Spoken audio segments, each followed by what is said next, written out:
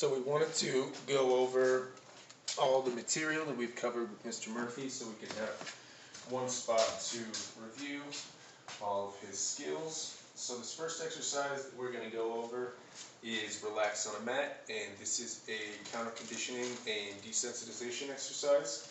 We're going to want Mr. Murphy here to go into relaxed body postures. So what this typically looks like, so he'll go into a down, and then he'll rest his little chin down.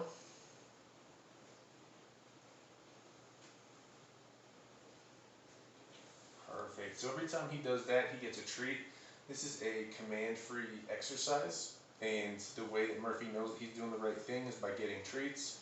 So we never have to say anything. The trigger for him is the mat, so we break out the mat. He knows that we're working on this exercise.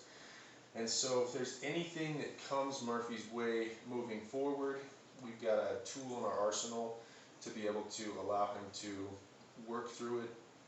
So if he's got garbage trucks that stress him out, for instance, then we would use our mat, break it out when we know our garbage truck is coming, and start at a distance that he can handle. So usually on the patio or even inside with the storm door closed, we will do relax on a mat, and then next time the truck comes around, we'll get a little bit closer and continue to move closer and closer until it's not a big deal for him. And when his body language is really relaxed like this, then it's telling him that the stimulus that's going on around him is not that big of a deal. It's something that we can manage and handle. So this is really the king of all of the exercises that we go over, because it basically gives Mr. Murphy emotional intelligence and a way to work through any sort of stressor that'll come his way in the future. So the only thing that we can look for from him in an easier environment like this is just to have him rest his little chin down for longer periods of time and just hanging out. So this feels really good for him. He's just relaxing and is able to be in as relaxed a body posture as he's able. So sometimes dogs will roll over on their belly. That's equally acceptable. And again, once their body language is really relaxed like this, it's sending a signal to them that everything is a-okay and there's nothing that is too big of a deal. So we'll toss a treat off the mat, and now we'll jump into our clickerable exercises. So we want a strong name response from Mr. Murphy. So what we're going to do here, Murphy, take a treat, drag it up towards our face as soon as he makes eye contact. Then we'll clicker that moment. Murphy, very good. Then I'm going to take a treat, drag it out to the side. Murphy, good. He's got to come back and make eye contact even though he's distracted by the treat. Then lastly, I'll take a treat, toss it on the ground. Here we go. And then I'm going to wait for him to get that treat. Murphy, good. He's got to turn away from that treat, come back towards me.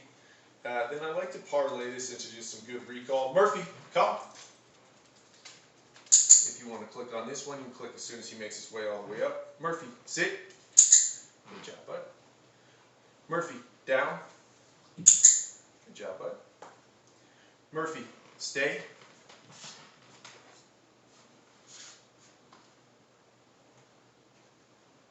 Free. Good. So free is his release command. That was very good. He was right on the precipice there, wanting to get up, but he stayed down. That was perfect. Murphy, touch.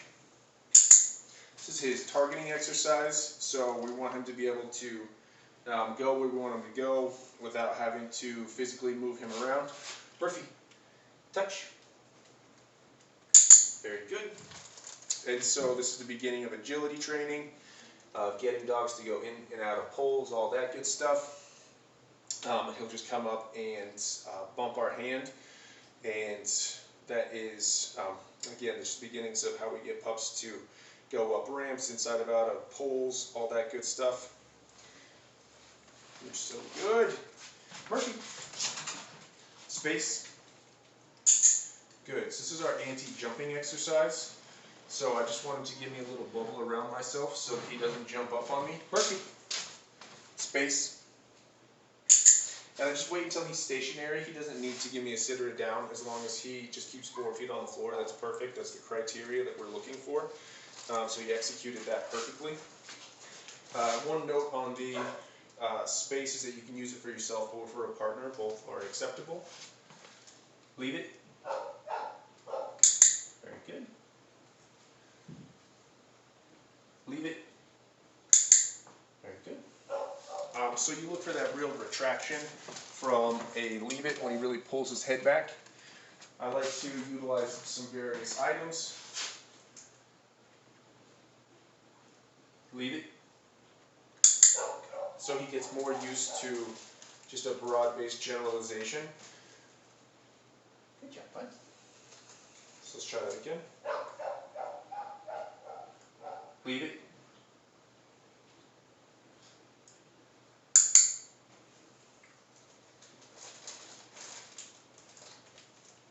So like that. Let's try that one more time.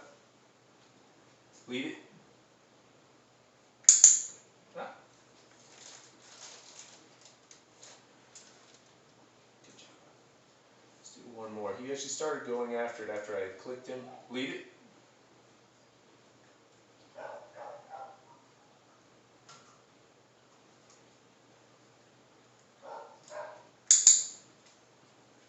You got a freebie there. No worries, buddy.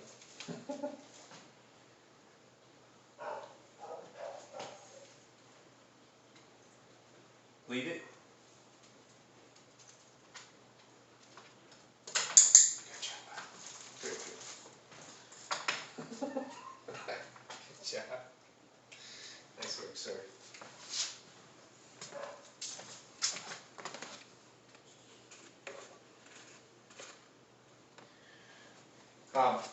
Very good. So again, so with the leave it, use as many different items as you can. It'll help him to get used to working with as many different items as possible.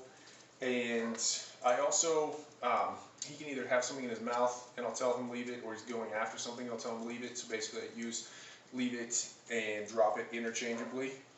And he's doing an excellent job. So next I'm going to get him leashed up. And then we will go over our loose leash walking. So good job, bud.